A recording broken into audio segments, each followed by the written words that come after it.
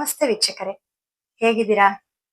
ನೋಡಿ, ನಿಮ್ಗೆ ನಾನು ಜುಲೈ ತಿಂಗಳ ಮಿಥುನ ರಾಶಿಯ ಭವಿಷ್ಯ, ಜುಲೈ ತಿಂಗಳಲ್ಲಿ ಮಿಥುನ ರಾಶಿಯವರಿಗೆಲ್ಲ ಏನೆಲ್ಲ ಶುಭ ಇದೆ ಅದನ್ನ, ಮತ್ತೆ ಏನೆಲ್ಲ ಅಶುಭ ಇದೆ ಅದನ್ನ ನಿಮ್ಗೆ ಸಂಕ್ಷಿಪ್ತವಾಗಿ ಹೇಳ್ತಾ ಬರ್ತೀನಿ. ನೋಡಿ, ನೀವು ಮಿಥುನ ರಾಶಿಯವರು ಇಷ್ಟು ದಿನ ಗುರುಗ್ರಹ ಒಬ್ಬನೇ ಇದ್ದ, ಜೊತೆಗೆ ಸೂರ್ಯ ಕೂಡ ಬಂದಿದ್ದಾನೆ.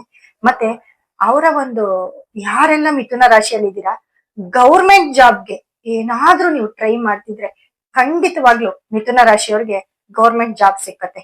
ಮತ್ತೆ ಯಾವ್ದಾದ್ರು ಗೌರ್ಮೆಂಟ್ ಎಕ್ಸಾಮ್ ಬರ್ದಿದ್ರೆ ಖಂಡಿತವಾಗ್ಲೂ ನಿಮ್ಗೆ ಒಳ್ಳೆ ಮಾರ್ಕ್ಸ್ ಅಲ್ಲಿ ನೀವು ಪಾಸ್ ಆಗ್ತೀರಿ ಅಂತ ಹೇಳ್ಬೋದು. ಹಾಗೆ ನೀವು ಒಂಚೂರು ಈ ಸೂರ್ಯ ಮತ್ತೆ ಗುರುಗ್ರಹನ ತುಂಬಾ ಆರಾಧಿಸ್ಬೇಕಾಗತ್ತೆ. ಅಂದ್ರೆ ಈ ದಕ್ಷಿಣ ಮೂರ್ತಿಗಳಿರ್ಬೋದು, ಅಥವಾ ನೀವೇನು ಬೇಡ, ದಿನ ಬೆಳಿಗ್ಗೆ ಎದ್ದು ನಿಮ್ಮ ಮನೆಯ ಮುಂದೆ ಬರೋ ಅಂತ ಸೂರ್ಯನನ್ನ ನೋಡಿ ನಮಸ್ಕಾರ ಮಾಡಿದ್ರೆ ಸಾಕು, ನಿಮ್ಮ ಒಂದು ಈ ಆಸೆ ಈಡೇರುತ್ತೆ. ಅಂದ್ರೆ ಗೌರ್ಮೆಂಟ್ ಜಾಬಿನ ಒಂದು ಆಸೆ ಯಾರ್ಯಾರಿಗಿರುತ್ತೆ ಅದೆಲ್ಲ ಕೂಡ ಈಡೇರುತ್ತೆ. ಅದಕ್ಕೆ ಈ ಒಂದು ಜುಲೈ ತಿಂಗಳು ತುಂಬಾ ಒಳ್ಳೆ ಟೈಮ್ ಅಂತ ಕೂಡ ಹೇಳ್ಬೋದು ಹಾಗೆ ಮಿಥುನ ರಾಶಿಯವ್ರಿಗೆ. ಹಾಗೆ ಬುಧ ಗ್ರಹ 2ನೇ ಮನೇಲಿರೋದು ತುಂಬಾ ಎಕ್ಸಲೆಂಟ್ ಅಂತ ಹೇಳ್ಬೋದು. ಯಾಕಂದ್ರೆ ಏನೇನೆಲ್ಲ ಅನ್ಕೊಂಡಿರ್ತೀರಾ, ಮಿಥುನ ರಾಶಿಯವರು 2ನೇ ಮನೆಗ್ ಬುಧ ಬಂದಿದ್ದಾನೆ. ಯಾರಾದ್ರೂ ಸಿಇಒಗಳಾಗ್ಲಿ, ಒಂದು ಕಂಪ್ನಿ ನಡ್ಸೋರಾಗ್ಲಿ, ಅಥವಾ ತುಂಬಾ ಮಾತಲ್ಲಿ ಮನೆ ಕಟ್ತಾರೆ ನೋಡಿ, ಅವ್ರಂತೂ ಚಿಟ್ಕೆ ಹೊಡಿಯೋದ್ರಲ್ಲಿ ಎಲ್ಲಾರ್ನು ಮಾತಲ್ಲೇ ಕಟ್ಟಾಕ್ತಿರಿ. ಹಾಗೆ ಮಿಥುನ ರಾಶಿಯವರು ಮತ್ತೆ ನಿಮ್ಮ ಒಂದು ಕುಟುಂಬದಲ್ಲಿ ಕೂಡ ನಿಮ್ಮ ಮಾತೆ ವೇದವಾಕ್ಯ ಆಗಿರುತ್ತೆ. ಹಾಗೆ ಅವರಿಗೆ ಫ್ರೆಂಡ್ಸ್ ಅಂತ ಬಂದಾಗ ಸ್ವಲ್ಪ ಹುಷಾರಾಗಿರ್ಬೇಕಾಗತ್ತೆ. ಮತ್ತೆ ಈ ಮಿಥುನ ರಾಶಿಯವರು, ಈ ಯಾರೆಲ್ಲ ಇರ್ತೀರಾ ಮಿಥುನ ರಾಶಿಯವರು, ಅದ್ರಲ್ಲೂ ತುಂಬಾ ಈ ಸ್ಪೋರ್ಟ್ಸ್ ಅಲ್ಲಿ ಮತ್ತೆ ತುಂಬಾ ಯಂಗಾಗಿ ಯಾರು ಇರ್ತೀರಾ ಅವ್ರಂತೂ ಗಂಡಸರು ಅಂತ ಹೇಳಿದಾಗ ಅವ್ರಿಗಂತೂ ಸಿಕ್ಕಾಪಟ್ಟೆ ಪವರ್ ಇರುತ್ತೆ. ಯಾಕಂದ್ರೆ ನಿಮ್ಮ ಒಂದು ಇವಾಗ ಗ್ರಹಗಳ ಬದಲಾವಣೆಯಿಂದ ಯಾರಾದ್ರೂ ಸ್ಪೋರ್ಟ್ಸ್ ಅಲ್ಲಿ ಇದ್ರೆ ತುಂಬಾ ಚೆನ್ನಾಗಿ ಕಂಡಕ್ಟ್ ಮಾಡ್ತೀರಾ ಅಂತ ಹೇಳ್ಬೋದು. ಅವರು ಗಂಡಸರಾದ್ರೂ ಆಗ್ಬೋದು, ಹೆಂಗಸರಾದ್ರೂ ಆಗ್ಬೋದು. ಹಾಗೆ ನಿಮ್ಮ ಮನೇಲಿ ಈ ಒಂದು ಏನಂದ್ರೆ ಈ ಎಜುಕೇಶನ್ ಅಂತ ಬಂದಾಗ ನಾನು ಹೇಳ್ದೆ, ಯಾರೆಲ್ಲ ಗೌರ್ಮೆಂಟ್ ಕೆಲ್ಸದಲ್ಲಿ ಇದ್ದೀರಾ, ಗೌರ್ಮೆಂಟ್ ಕೆಲ್ಸಕ್ಕೆ ಟ್ರೈ ಮಾಡ್ತಿದ್ದೀರಾ, ಅವರೆಲ್ಲ ಕೂಡ ನಿಮ್ಗೆ ತುಂಬಾ ಒಳ್ಳೆ ಟೈಮ್ ಅಂತ ಹೇಳ್ಬೋದು. ಎಲ್ರು ಕೂಡ ಈ ಒಂದು ಜಾಬ್ ಹುಡುಕ್ತಾ ಇರೋರಾಗ್ಲಿ, ಅವ್ರಿಗೆಲ್ಲ ಅತಿ ಬೇಗ ಇದ್ರಲ್ಲಿ ನಿಮ್ಗೆ ದೊರಕುತ್ತೆ ಅಂತ ಹೇಳ್ಬೋದು. ಪ್ರಮೋಷನ್ ಆಗೋರ್ಗೆ ಸ್ವಲ್ಪ ಟೈಮ್ ತಗೊಳುತ್ತೆ ಅಂತ ಹೇಳ್ಬೋದು. ಯಾಕಂದ್ರೆ ಯಾರಾದ್ರೂ ನಿಮ್ ಬಾಸ್ ಇಂದ ಒಂಚೂರು ಕಿರುಕುಳ ಆಗ್ಬೋದು.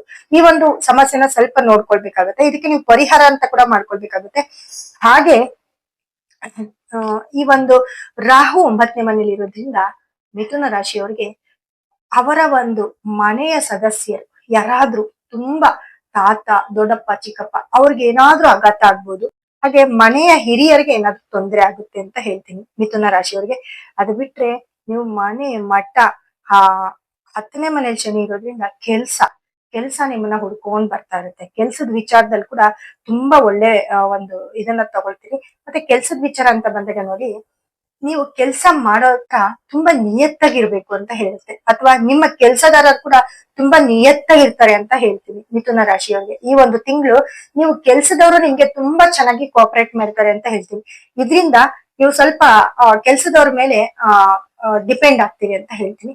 ಹಾಗೆ ಶುಕ್ರ ಒಬ್ಬ 12ನೇ ಮನೇಲಿ ಇರೋದ್ರಿಂದ ಸ್ವಲ್ಪ ನಿಮ್ಗೆ ಆಗದೆ ಇರೋ ಹೆಂಗಸರಿಂದ ಸ್ವಲ್ಪ ಕಿರುಕುಳ ಜಾಸ್ತಿ ಆಗುತ್ತೆ. ಅದನ್ನೊಂಚೂರು ನೀವು ನೋಡ್ಕೊಳ್ಬೇಕಾಗತ್ತೆ.